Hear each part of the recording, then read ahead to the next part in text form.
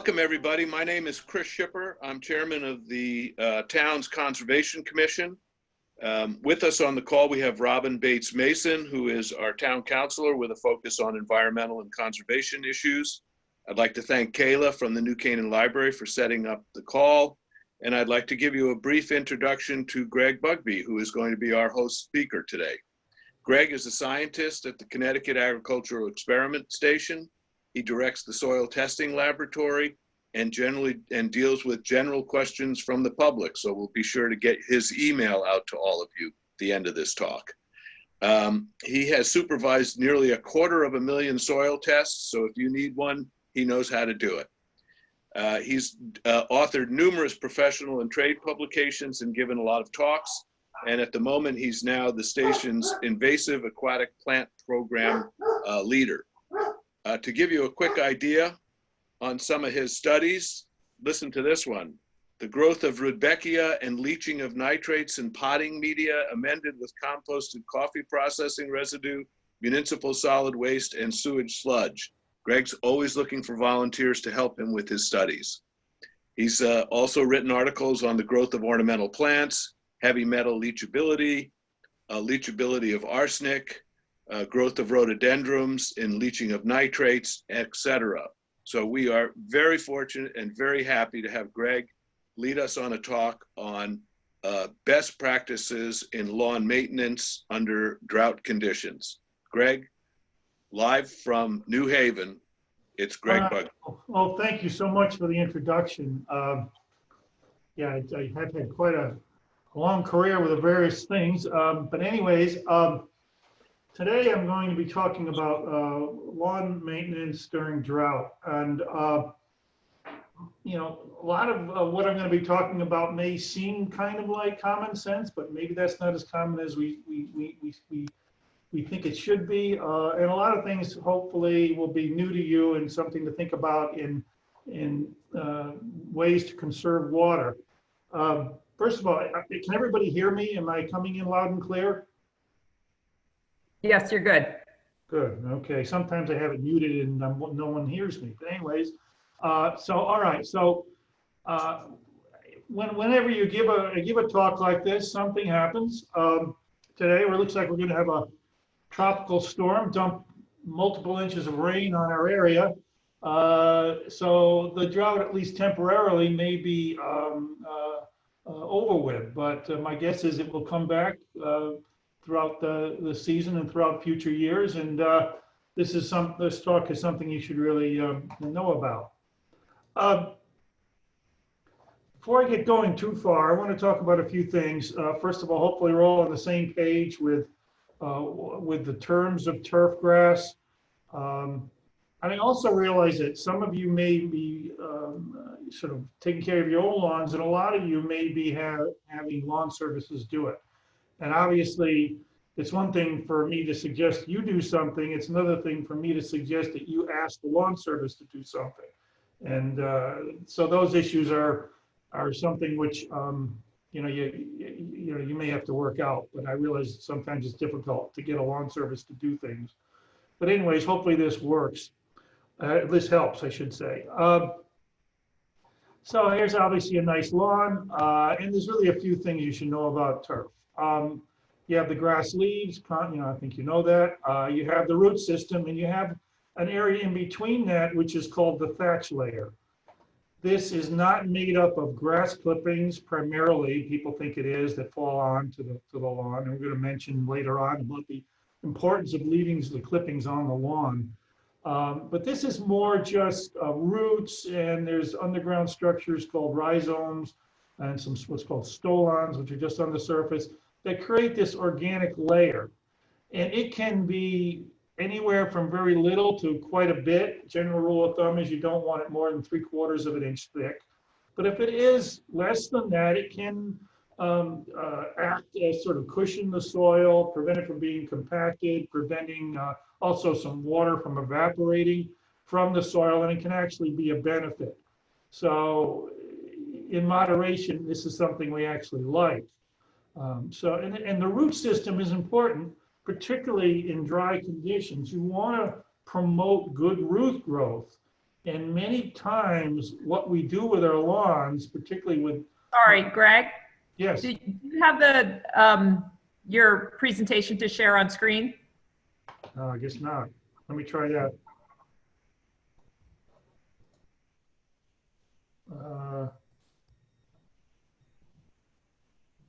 Excellent, now we have it. Is it? All right. Yep, it's up now, thank you.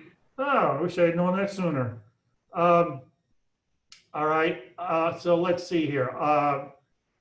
I'm going over I was going over the importance of knowing a little bit about grass and the terminology here.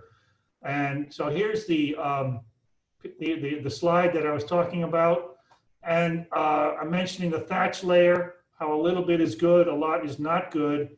And that clipping return is not going to increase the thatch layer like people think. This is more of an issue with the base of the plant, the rhizomes, the stolons, and that sort of thing, which are near the surface, which don't decay anywhere near as fast as clippings. So generally we like the clippings returned for many reasons. Return of nutrients, it shades the grass to some extent in the root system, cooling the soil and preventing moisture from leaving the soil a little bit anyway. When we talk about drought, and not only drought, but anything that's involved with the turf surviving adverse conditions, and this can be insects, disease, drought, the root system and this structure of along the surface, the stolons, the rhizomes, and what we call the crowns, the base of the plant, that's the important thing to keep healthy. If this is healthy and you have dryness and the leaves dry out, with the return of rain, you will get regrowth and a lot of it if the root system is in good shape.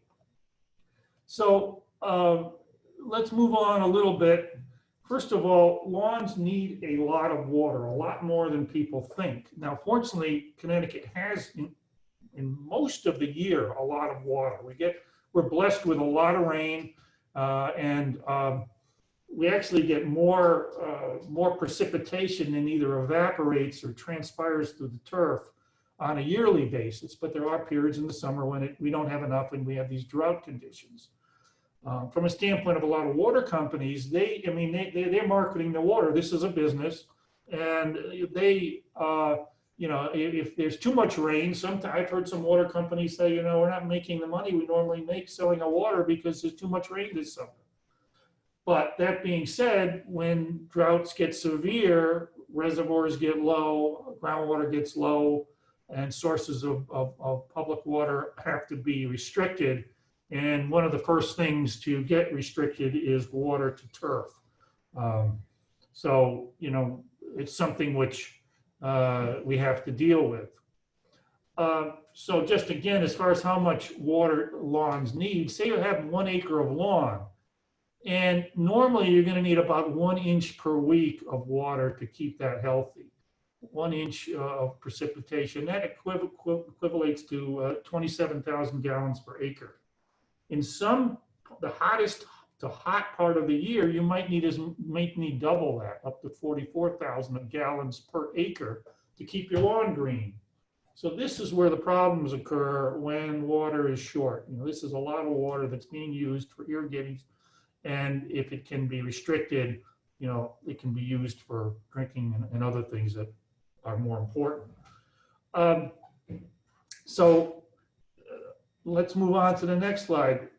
Again, what can we do? Now, there's a lot we can do that does not really involve how we water the lawn, how we treat the lawn. I always suggest when I give these talks is that people consider keeping their lawns small. A small lawn obviously is going to be easier to maintain, require less water, and you don't have to deal with this.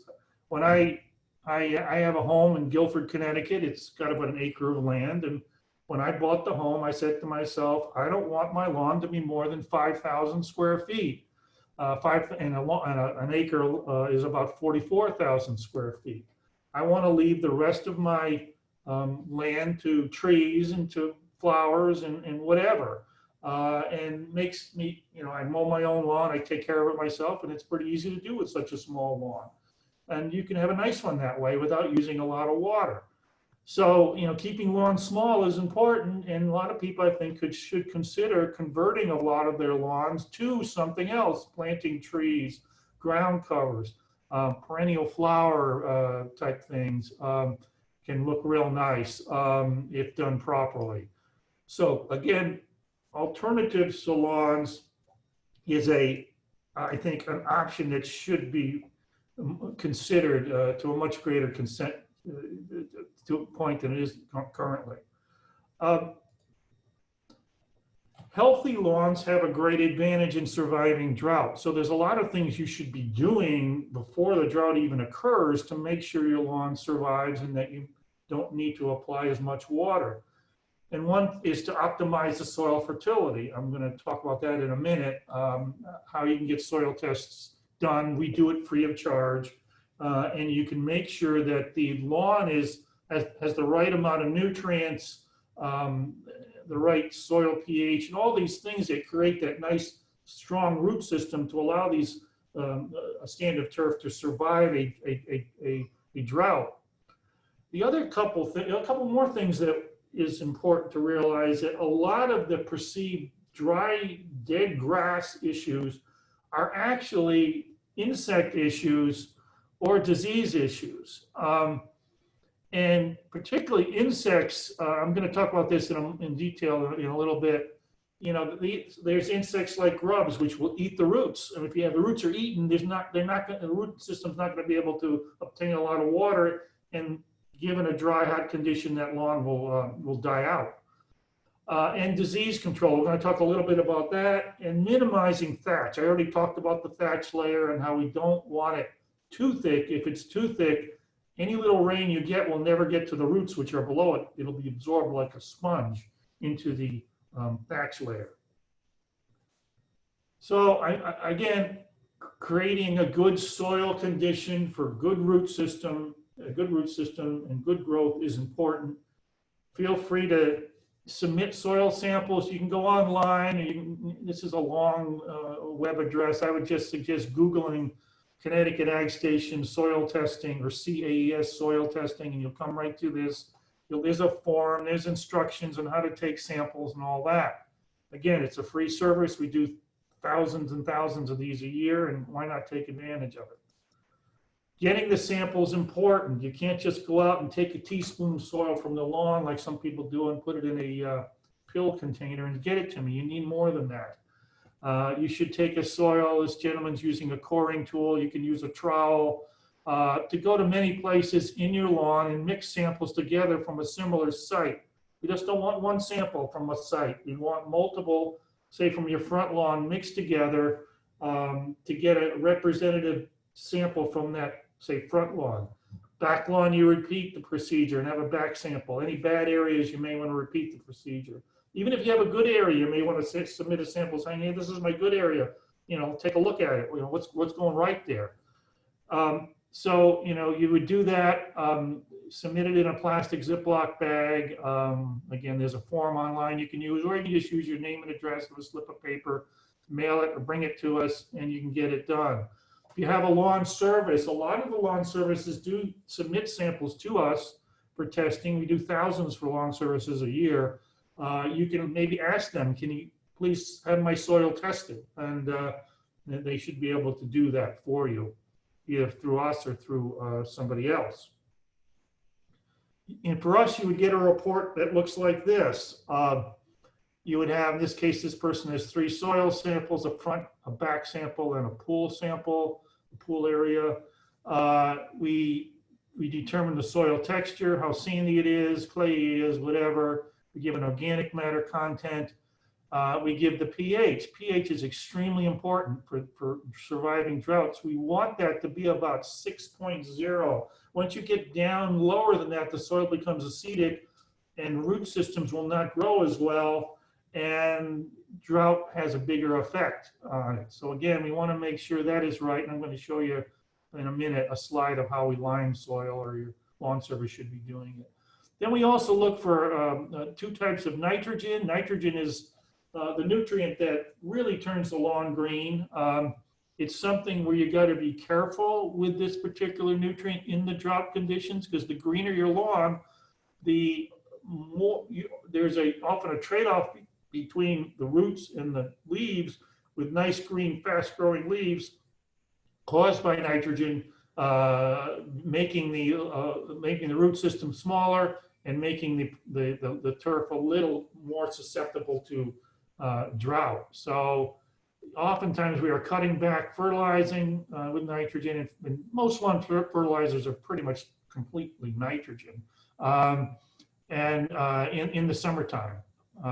So that's important. And then there's these other nutrients. The phosphorus and potassium levels are real important in root growth and hardiness in adverse conditions like drought. So we want to make sure those are reasonably high. And then there's calcium, magnesium, which is applied via liming. I'm going to go over it in a minute. We will suggest limestone amounts based upon all this information, the exact amounts you need per 1,000 square feet. And we'll also suggest different types of fertilizer depending upon what these conditions are and how much you need and when you can apply it. The lawn services often will take these reports, look at them. They often will adjust based upon what they want to do. We have our fertilizer suggestions tend to be quite minimal. They will often go that we were suggesting 2 fertilizations a year. Lawn services often want to go with more than that, and you can do it. Your lawn's going to be a little greener, particularly if you can water, and you know, you have to mow it more and all that. I mentioned how important getting that soil pH is and how liming is what is done. So it's just a quick slide of some people liming a lawn. There's a couple types of lime. There's this granular material, pelletized material, and this pulverized. Not going to go into details, but if you use this finely ground material, you've got to use this drop spreader. Most lawn services and people will use this pelletized material. This person here is trying to use this fine material in a rotary spreader, and it just creates a cloud of dust. And this pelletized material is just larger pellets. It's been put in pelletized of the lime, and it can be used in the rotary spreaders very easily. You don't create dust, and you can do a wider swath, and everything gets easier. So this is what most of the lawn services now are using. I mentioned fertilizing, and this is in the soil report, but as far as what the suggestions would be to survive a drought the best, you would limit the fertilizing during dry periods. We get people, they see the lawn starting to drought, and for some reason they think they got to feed it. It needs food, you know, it needs help, and they'll fertilize it. Well, this makes things worse. Any little bit of rain you get will cause this turf to try to grow, try to get more lush in a period of time, summer heat, which is not good, and you will see issues that are not going to help with your survival through a drought. Again, if you want to, from a standpoint of recovering from a dry condition, you basically hold off your fertilizing until late summer or early fall, depending upon when the cooler, wetter conditions come, and then you recover then. It's a great time for recovering your lawn. We're going to be talking about in a minute lawns that need seeding and some work after a drought and how to do it. This is all best done in late summer, early fall. It's just such a great time to get your lawn back. You don't have weed seeds like crabgrass. They know enough not to germinate that time of year because the frost is coming and they can't survive that, and you can get a really good recovery. Potassium, we mentioned that in the soil test. And by the way, this is a bag of fertilizer. And these numbers here, the first number is always going to be the amount of nitrogen in the fertilizer. The second number is going to be the amount of phosphorus, and the third number is the amount of potassium. Nowadays, you'll almost always see lawn fertilizers with this middle number of 0. And the reason for that is there has been a law passed, I believe it was in 2015, that restricts the use of phosphorus in lawn fertilizers unless a soil test shows it is needed or you are seeding at the time. The reason for that is because there's concern about runoff of phosphorus into lakes and ponds, and the promoting of algal, harmful algal blooms, and maybe some weed issues. So you're going to see this middle number of phosphorus usually as 0. And if you're seeding, you got to get a special seed starting fertilizer where this is going to be higher. In this case, it's 8% by weight of the bag. All right, so we've gone over some of the things to do to try to prevent problems and strengthen the lawn. Okay, that's not always going to work. There's going to be times when no matter what you do, it's going to get dry and you're going to have issues. And there's really a couple issues which we look for. First of all, the first signs of dryness, you'll see often a sort of some areas that are kind of looking a little thin. The grass blades might be a little silvery in sheen. If you step here, you notice that the lawn doesn't, the turf doesn't spring back like in, say, this better growing area. It's just lack of, it's not turgid as it should be, lack of water, and that's the first signs of a problem. There's also other signs of problems which are a little more difficult to deal with, and this here is probably a disease issue, which also occurs in lawns are like people. If you put people under stress, maybe not eating properly and this and that, they're more prone to disease. Same thing with lawns. They get maybe in a drought stress or whatever, they can also get more prone to disease. And I'm going to go to the next slide here.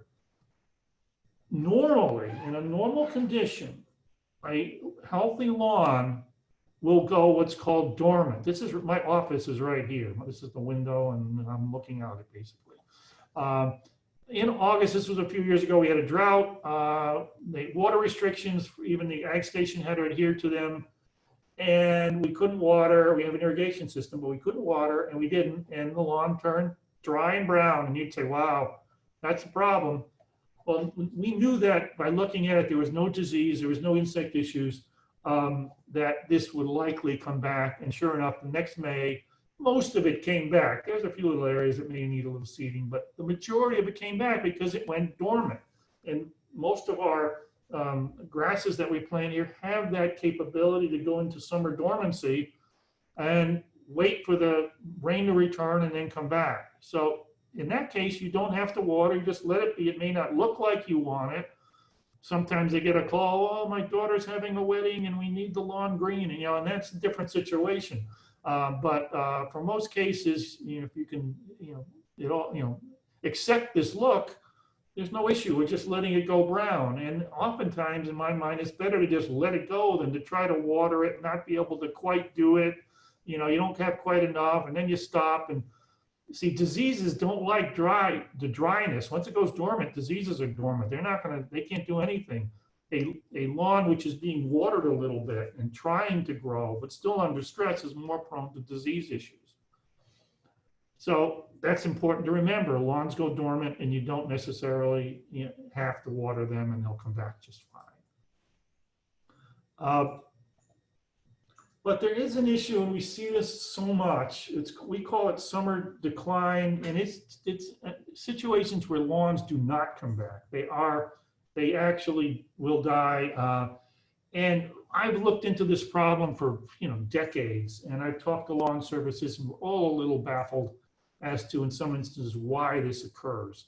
You can see this person here has a hose, and they've been watering a little bit. You can also see it's somewhat shady here where this is occurring. And lawns that do not get morning sun, in other words, where the lawn is dry, or excuse me, wet in the morning from the dew overnight, or maybe a rain event, or maybe you're not watering it properly, because you really should do your watering. I'm going to talk about this in a minute, in the morning, to let the lawn dry quickly after watering. That prevents some of these disease issues. But when you get some of these issues, I mean, it's an issue which you're going to have to do some reseeding, and we can talk about how to prevent this. There's making sure your insects are under control, and potentially some disease management issues, which are very difficult. We don't like people to use chemical disease controls unless they're really, really into this sort of thing. But so sometimes you're going to get this and you're going to have to do some reseeding. And we're going to go over that in a bit. I mentioned that insects are an issue which really accentuate a drought issue. The biggest one is what's called these grubs or white grubs. This is what they look like. This is a Japanese beetle for any of you who've seen those. Grubs can be from Japanese beetles, European chafer, garden beetles, all sorts of beetles. In fact, we think the Japanese beetle is one of the least problematic sources of grubs. It's more of the other ones. Anyways, these eggs are laid in June and July. They hatch in mid-July, late July, maybe into early August, right at the time when these drought conditions are most severe. And they start feeding on the roots. So here we pulled up the grass, comes up like a rug. You can see all these little white grubs here, feeding away on the roots. And when that happens, your lawn is toast. There's just, you can't survive that. When the roots are gone, they've been eating away, dry conditions, it's gone. And many times people go to reseed their lawn and all of a sudden they start taking up some of this dead grass and they see all these grubs and they call me, well, what can I do? You know, and then we have to talk about, you know, an insecticide application. So grub control is important. There is a new product out now, which it's in, for instance, Scott's Grub X called the Celiprin. Super, super effective and super safe for the environment. With the potential exception of bees that might be feeding on some clover in the area. That's being looked at. From a standpoint of human health, it's thought to be extremely safe and extremely effective. You put it on once, usually you would do it in June, you water it in, and you get a full year of control of these insects. There's other, you know, for organic gardeners, organic lawns, there's what's called a parasitic nematode. This is a live organism that can be added to the ground, usually in August, watered in, and they will seek out the grubs and kill them. So that's a possibility for those who don't want to use a chemical. There's a product called milky spore, which has been sold for decades upon decades. In studies that we've looked at, and generally the general feeling now is for the majority of the grubs that we're seeing, this is not going to be very effective. So I would rule that one out. There's one other insect we got to be concerned about, and these are these small little bugs. They're called chinch bugs, and they cause this kind of drought-like looking appearance to the lawn. And again, they love dryness. They do not like wet, irrigated lawns at all, and these almost always occur in the drier lawns. And you gotta, you know, the way you look for them, there's a couple ways. I just get down on my hands and knees and look close to the ground. I'll see them, but some people will take a coffee can with both sides taken out, tap it into the ground, add some water, and you'll see these little bugs float to the surface, and you know you got a problem. Essentially, other than just starting some pretty good watering to try to get around the problem or getting a rain pretty quickly, you've got to use an insecticide to control them. And I'm going to talk a little about where you go for that information towards the end of my talk. All right, let's get down to more of the nitty gritty, which I think a lot of you probably were thinking was going to be maybe a little more to this talk on this, but I'm going to hopefully cover it all. And that is, okay, how do we actually reduce water usage? Well, as I mentioned, you should be watering your lawn in the early morning, and meaning between, say, I know some irrigation systems have different zones and a number of zones that they all have to go off one after another, and therefore it takes a lot of time to run all your zones. It can take hours and hours. Well, you know, still, you shouldn't be starting, you know, you should be finishing your watering by, say, 8 o'clock. So I would work back from that time to start your irrigation system.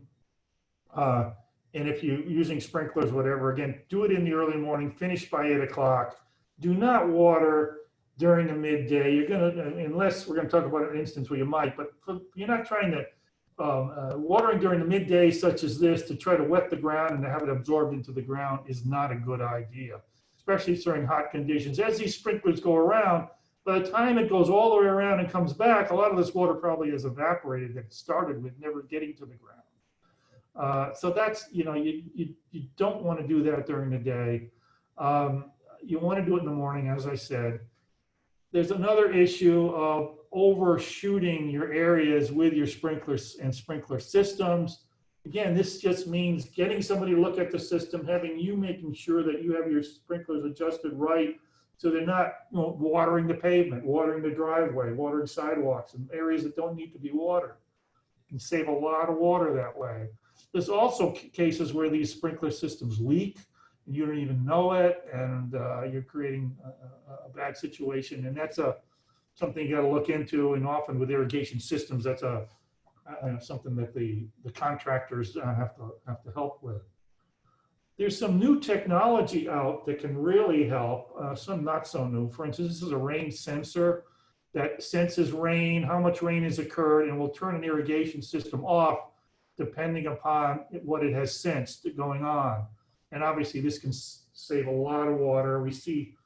Can't tell you the number of sprinkler systems I see, you know, sprinkling in the rain, watering in the rain, because they're not being shut off during rain events. And again, that's a waste. So these rain sensors are important for irrigation systems. Even for the homeowner, you know, just to have a rain gauge, a little rain gauge in your porch or whatever, so you can get a feel for how much rain has occurred, you know, and you can turn your systems on and off, you know, just from some basic knowledge of what is going on. They have some new devices which can be put in the soil itself that sense the moisture, and that's probably the best way to actually sense the moisture in the soil, irregardless of what's going on with rainfall. It lets you know whether the soil needs to be watered or not. So, you know, these devices are available now for irrigation systems and can be used. There's also some apps now. I've seen people that have turned their sprinkler systems on while they're on vacation or turn them off from their iPhone. A lot of things can be done to help with your reduction in water using, you know, technology and, you know, sensors and that sort of thing. Let's talk a little bit about grass types. First of all, there's only one grass type that is basically is immune to a drought, and I'm going to show you in a minute. Probably some of you know what it is, but I'll show you in a minute. Other than that, when we talk about utilizing the best seeds that use less water, we're generally talking about what is called fescues, F-E-S-C-U-E-S. And you got to look on labels to determine which ones have these. This is one of the few labels I could find in some research a few days ago that said heat wave blend. It has these tall fescue varieties in here that are known to be better during dryness and heat. Now, are they perfect? No. Will they die? Yeah. Will they at least go dormant? Yes. You're not going to survive lengthy dry periods without suffering. There's just not other than the one I'm going to talk about, there's no grasses that will do that. Here's another label. It has a couple different, these are the fine fescues, the chewing fescue, creeping red fescue, what's called hard fescue, which is a really good drought tolerant grass. Doesn't look real great. It's kind of clumpy. And this is usually the case as you get into the more dry tolerant grasses. They often don't look quite as good. I do suggest when buying any of these grasses is that you look for a breeder's name on the front, actually in front of the actual grass species. For instance, here, this says tall fescue, which is the grass we're looking for, but it also says Corbett, meaning somebody did some breeding and hopefully improved the grass compared to the original version and put his name on it. Can't guarantee that, but I look for these names in front of the actual grass species to let me know that at least maybe it's better. You can go online and do some research on the better ones, but it's often hard to really get that information. So that's important.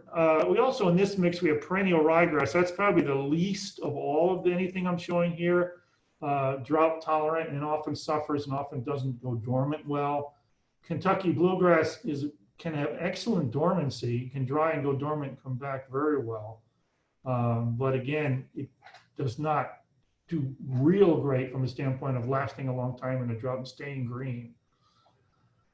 All right, so here's the one grass. You want to go put this in your lawn, you don't have anything to worry about anymore. You will have a drought tolerant lawn. You'll have the greenest lawn in the neighborhood during drought.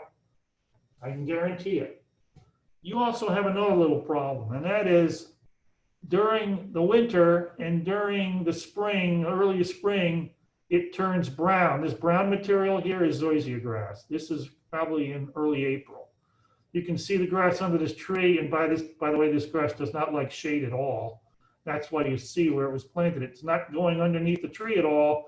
You got the other Kentucky bluegrasses and everything, the normal grasses that we're planting, that is doing fine under the tree where it's somewhat shady. But here where it's hot and dry, it went crazy. And it's brown now, and it's brown for 6 months of the year like this.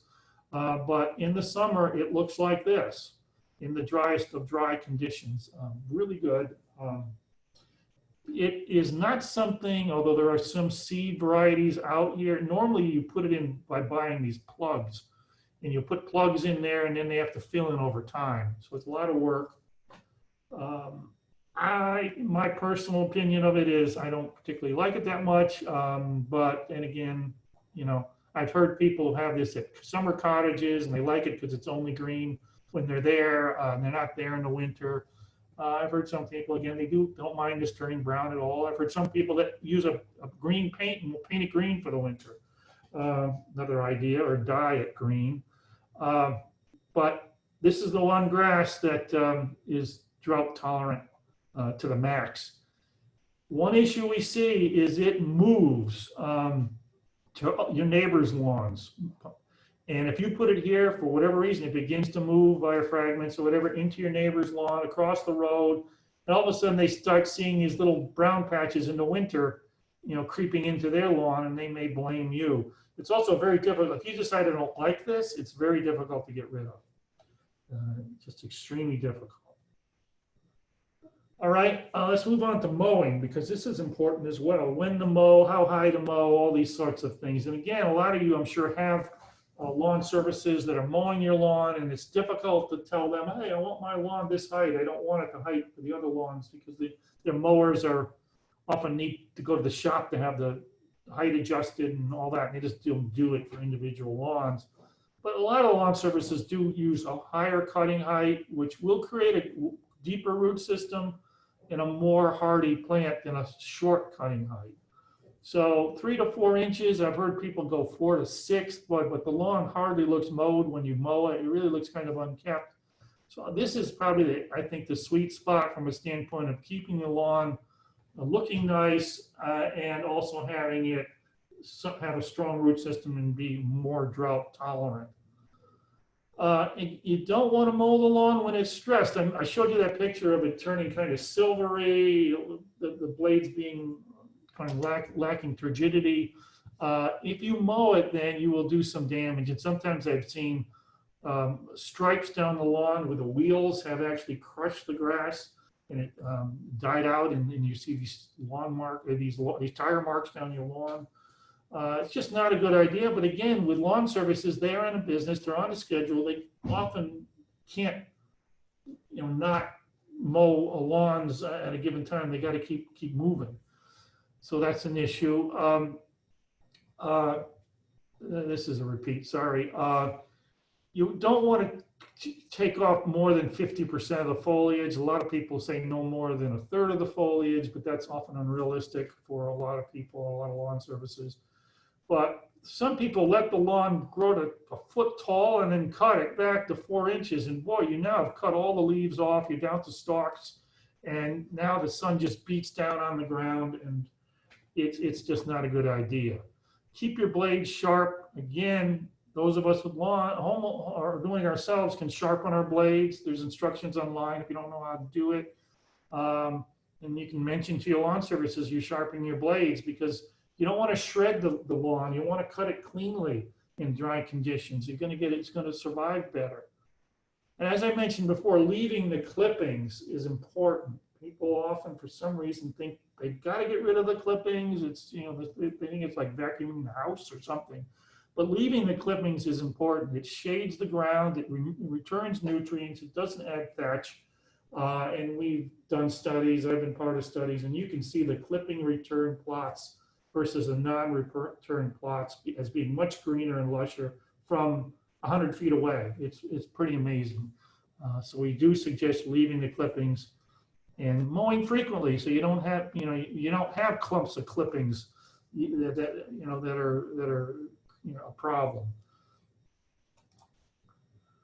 All right, so now there's always going to be questions. All right, I did everything you said, but I still lost some of my lawn. And this is going to happen, I can guarantee it. There's no perfect solution here.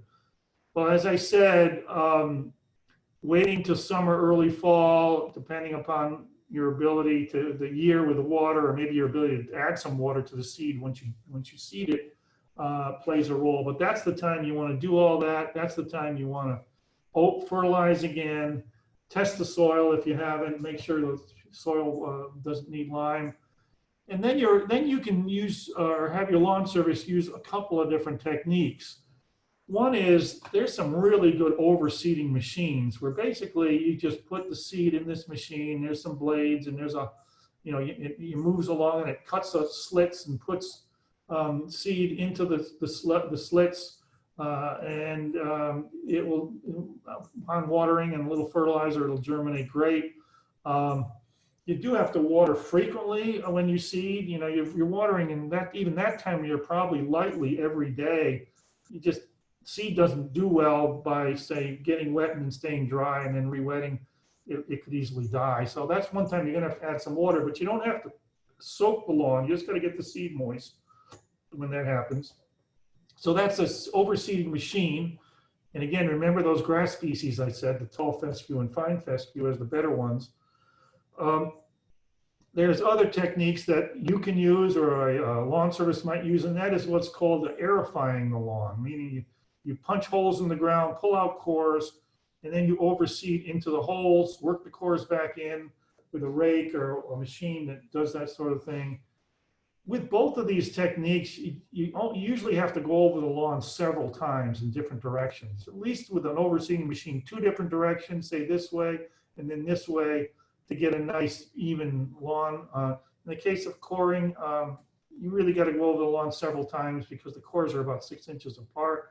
If you only do it once, and you know, you need more than that. For homeowners, I mean, you can do it yourself for little areas. I like this, it's called a garden weasel type device. Little thing with these little prongs, and you can just go over the areas that are dead with this and take up some soil, loosen it up, and then overseed, and then you work the seed in with this as well.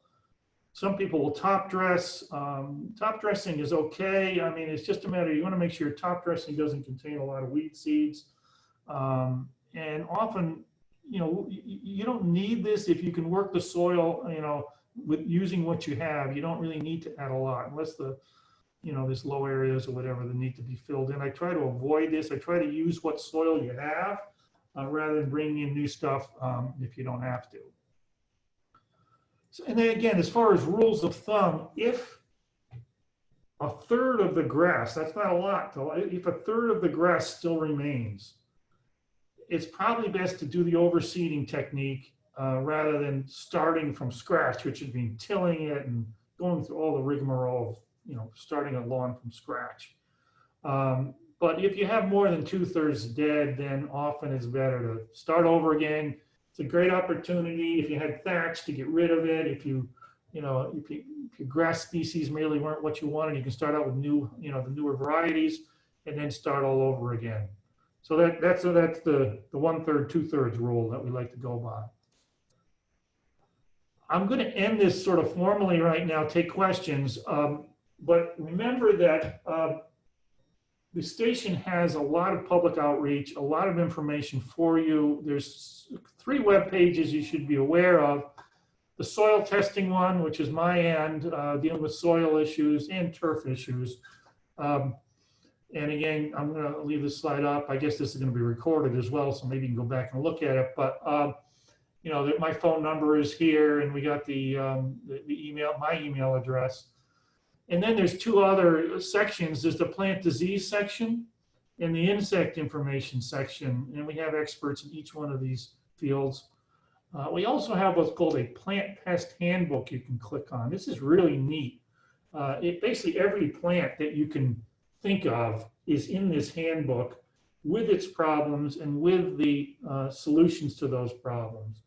So really a great thing. I use it all the time when people call me and I think I'm super smart because I know everything, which I don't. I'll often have this plant pest handbook up, and I'll just go right to whatever the question is they have, and hopefully be able to answer it. So with that, I'm going to keep this up, and I'm going to go to the questions section. Actually, Greg, I'm sorry to say this. This will be recorded. It will be posted. The library will have it up, and eventually it will be put up on the Conservation Commission page, which is on New Canaan info. If you could actually, just for the Q&A, just because it's better for the recording, actually just stop sharing, and then we'll have this sheet available on our webpage, if that's okay. Okay, let me see. Okay, I'm going to say stop share at this point. Okay. Okay, sorry about that. So I do have some questions that are coming in. The first is thoughts on establishing a clover lawn. Do you have any tips? Okay, when we talk about clover lawns, there's advantages and disadvantages. The type of clover that is used for lawns is what's called white clover. That's what's in lawn. It's a very low growing type of clover. It has advantages in that it doesn't need a lot of fertilizer, particularly nitrogen. It's what's called a legume, meaning that legumes are like peas and other ones. They have the ability to obtain their nitrogen from the air. And it's amazing most plants can't do that because air is 78% nitrogen.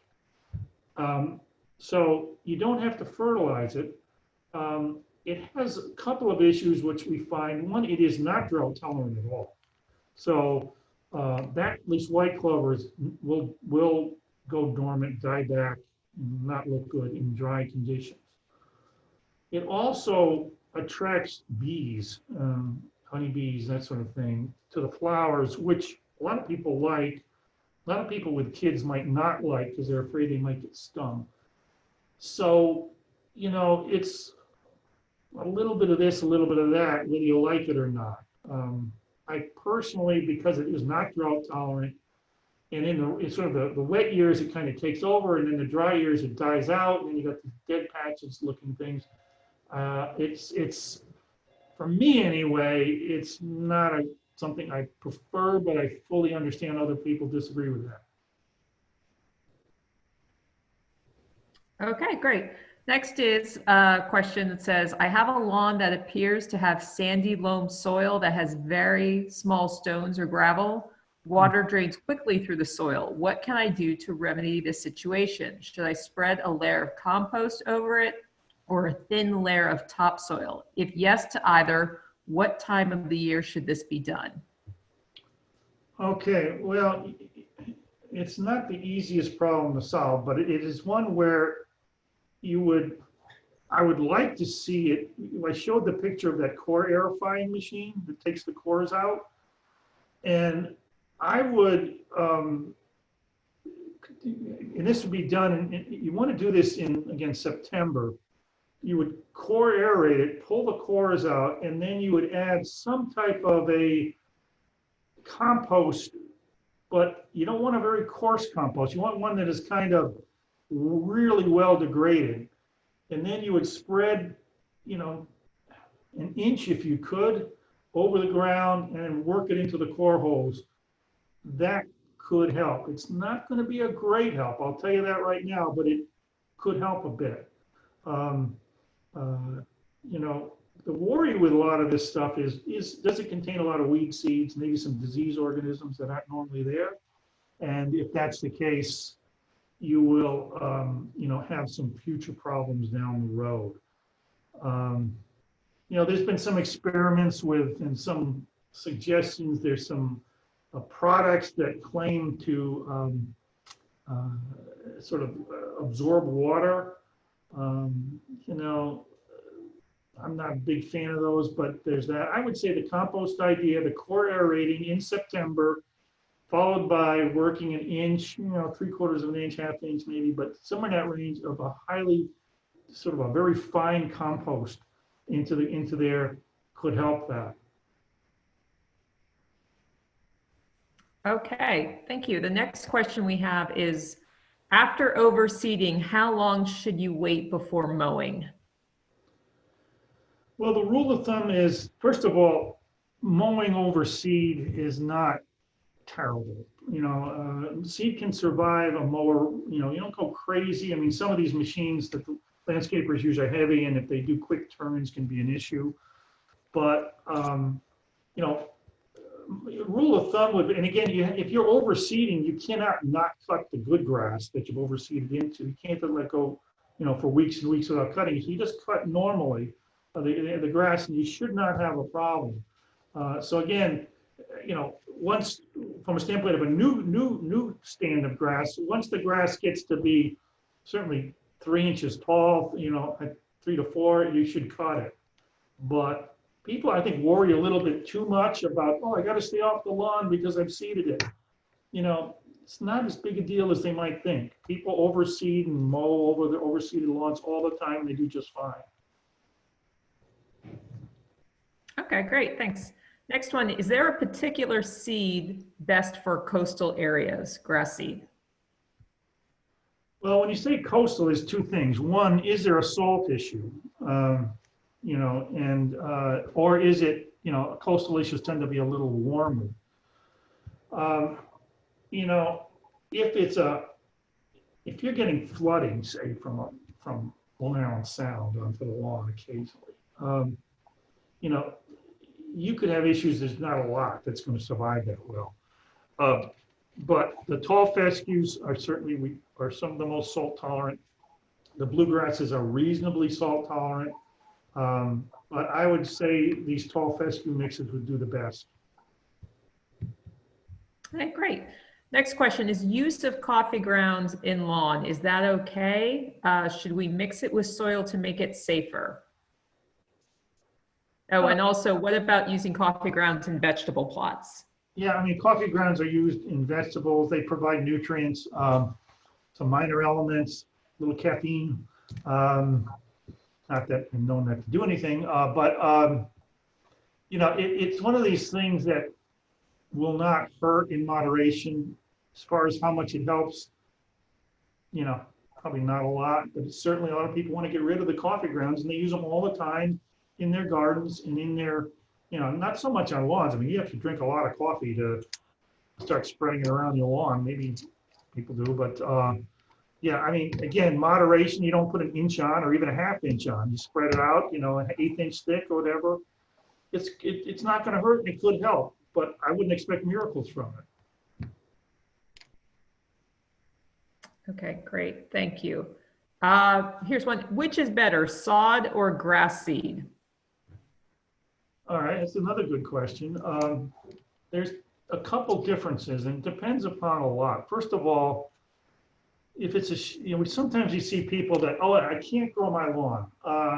It's in the shade, it's whatever. I've seeded it 10 times and it's never grown. I'm going to put sod on there. That'll be the answer. Well, no, I mean, if you can grow seed, you're probably not going to be able to grow sod either. The sod will last for a while because it's established, but it'll die out. There are differences in sod. Most of the sod you get is for sunny locations, as I said. It's more often than not high Kentucky bluegrass. So, you know, those species I mentioned, the tall fescues and the fine fescues, you might be able to get some, but usually what you're getting is Kentucky bluegrass. And I mentioned Kentucky bluegrass is a beautiful grass. There's no question about it. I think probably the nicest looking grass that lawns can have.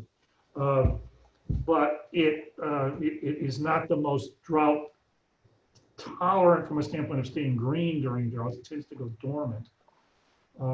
It has a couple other issues which, you know, I mentioned thatch layers. Kentucky bluegrass has the greatest propensity to create thatch.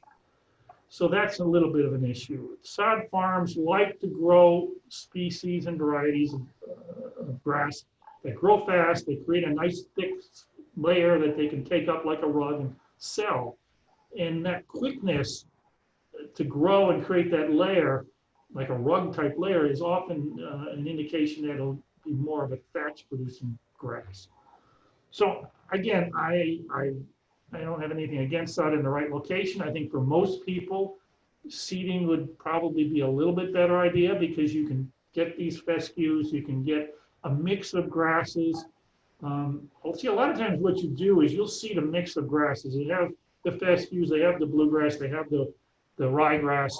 And then over time, sort of the lawn decides what can grow best depending upon the shade, the moisture, whatever. And you'll see, for instance, fescue in the driest of areas and maybe bluegrass where it's wetter, this and that. So that's an advantage of seed. But if you need something quick, you need a beautiful grass, you can't beat sod. There's no question about it.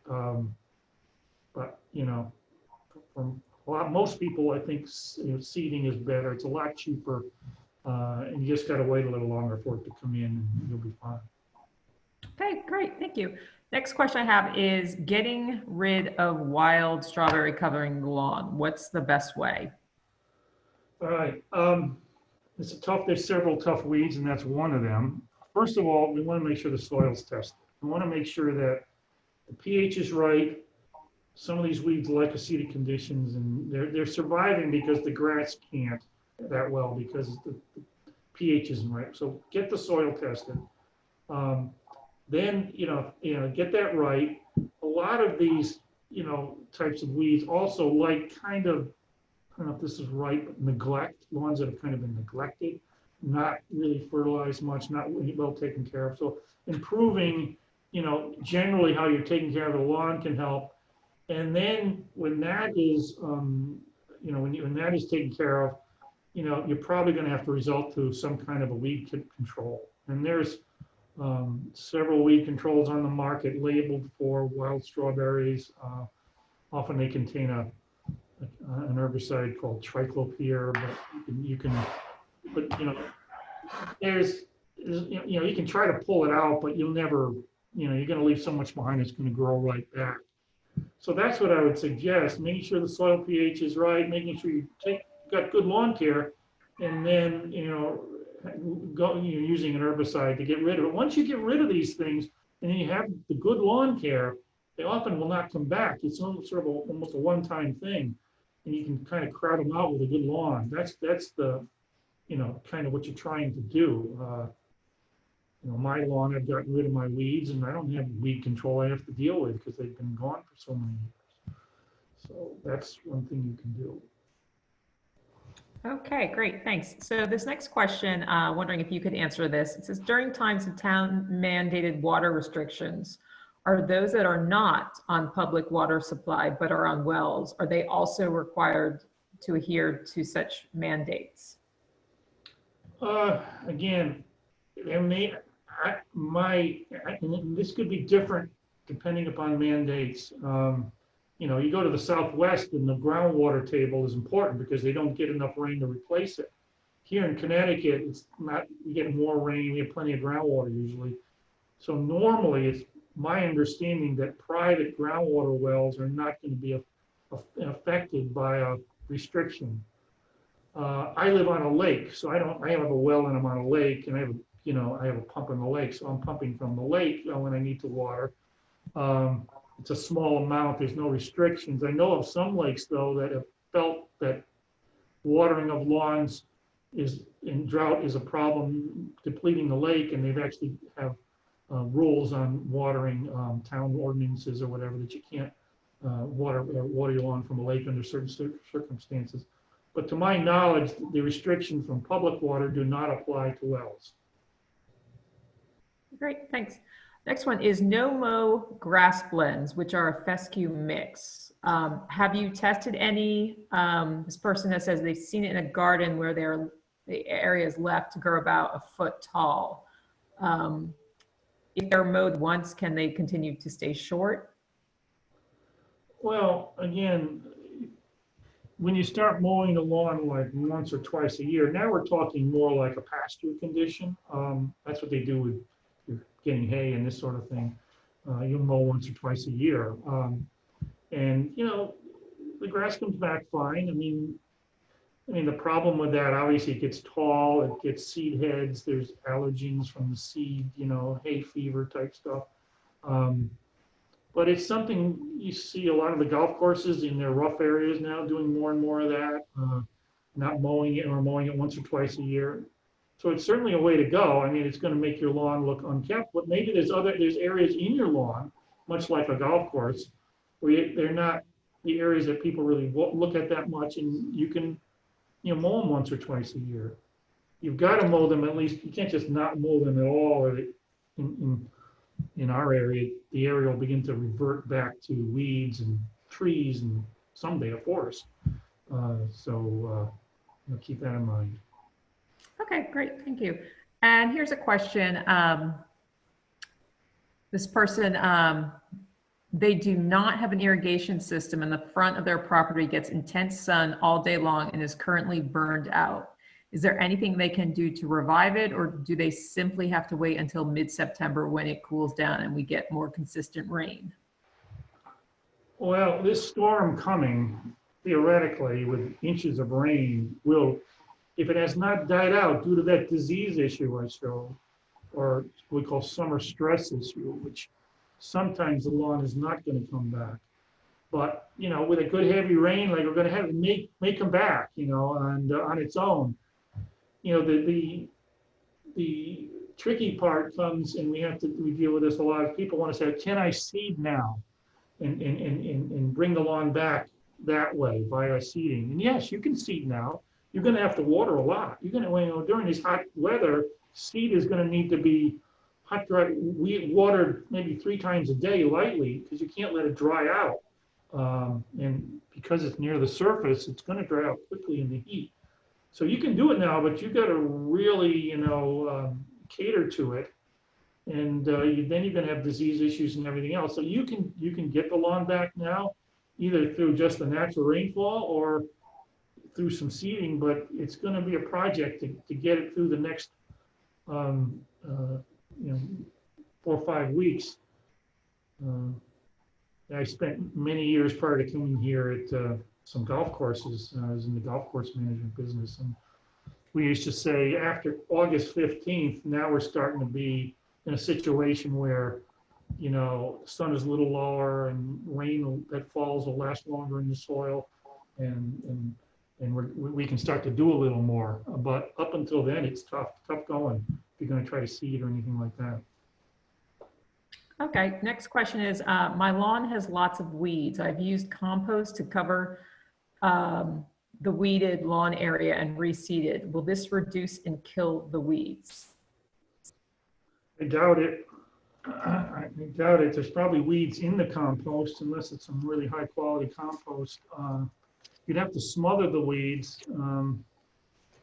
You know, a lot of weeds are what's called annuals. As I said, they're like crabgrass. They come from seed in the ground, germinate, you know, in May, and then will die out at the end of the year. And it may be, I don't know what weeds you have, but a lot of your weeds are annual. So, you know, say you decided to put the compost on now, assuming you have enough water to water the seed, it may be that a lot of these have already completed enough of their life cycle, so they're not going to come back. But I would worry about weed seeds in the compost. I've seen all sorts of people use compost, and all of a sudden in their garden, and all of a sudden they're getting tomatoes and potatoes and squash that they didn't seed coming up from the compost.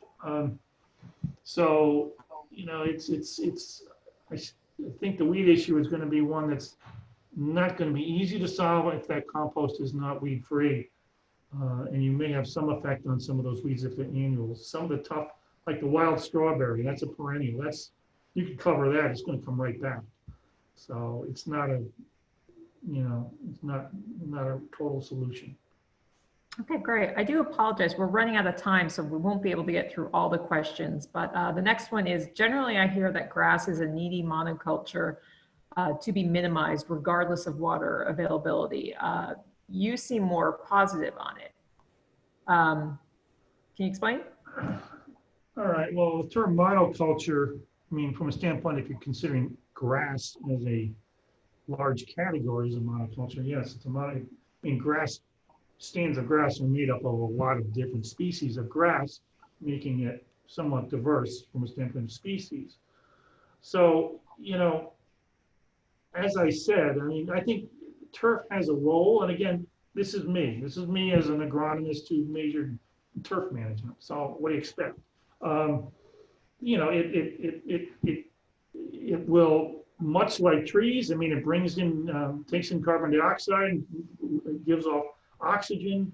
You know, I didn't mention the alternative of artificial turf, which you see a lot out west. And that's certainly a monostand, something that's not so good for the environment.